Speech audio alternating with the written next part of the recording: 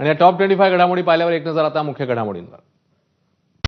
Headlines brought to you by Chitale बंधू.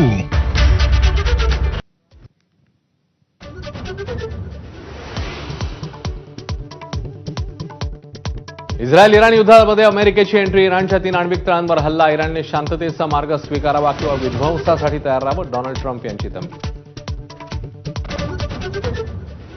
इराणवर हल्ल्यासाठी अमेरिकेकडनं B-2 stealth बॉम्बरचा वापर, तसंच जगातल्या सर्वात मोठ्या 13 टन वजनाच्या GBU-57 बॉम्बने हल्ला. अमेरिकेला परिणाम भोगावे लागतील, अमेरिकेच्या इराणवरच्या हल्ल्यानंतर कतारचा इशारा, तर इराणसाठी येमेनचीही युद्धामध्ये उतरण्याची तयारी, पाकिस्तानकडूनही अमेरिकेचा निषेध.